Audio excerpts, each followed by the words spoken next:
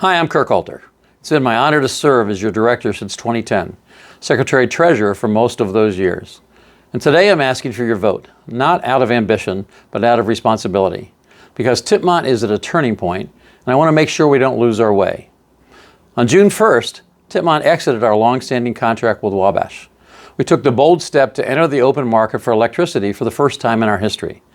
That means we're no longer locked into fixed prices or tied to decisions made elsewhere. We now have the flexibility to manage our power supply and protect our members. Just 3 days after we exited, on June 4th, Wabash lost generation from one of their plants. For the co-ops still in the system, it was a crisis. But Tipmont was already out. And because the board prepared, we responded immediately, secured additional power, and kept our members protected. That's the kind of moment that separates theory from leadership. And the results speak for themselves.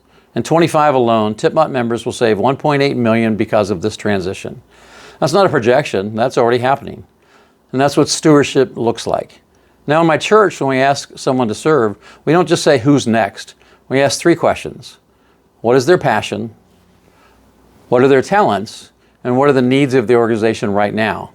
All 3 have to align. And that's how I see my service on this board. My passion is service, especially when it makes a tangible difference in people's lives. My talent is leadership, developed over decades of helping organizations make smart, member-focused decisions. Tipmont's need right now is clear: experienced, steady, accountable governance. Not slogans, not sentiment, strategy. I'm a consultant in energy and construction. I've advised CEOs and firms across the country. I'm Professor Emeritus at Purdue, where I taught construction management. I've served on advisory boards for PEFCU and IFCU. These aren't just titles, they're tools I use every day in the service of Tipmont members. What we've accomplished together at Tipmont is remarkable. We've brought broadband to every single member who wished to be served ahead of schedule. We've kept our electric rates below Duke and surrounding co-ops, despite inflation and market volatility. The average Hoosiers electric bill is up 17% in 25, about $28 a month. Tipmont's has gone up about $6 a month. And we've positioned Tipmont to handle explosive growth. Our electrical load could triple in coming years. And because of our exit from Wabash, we're ready. This is not business as usual.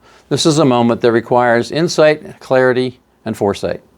Tipmont's board has done its job, not by rubber stamping or micromanaging, but by mentoring, coaching, and challenging leadership in the right ways at the right time.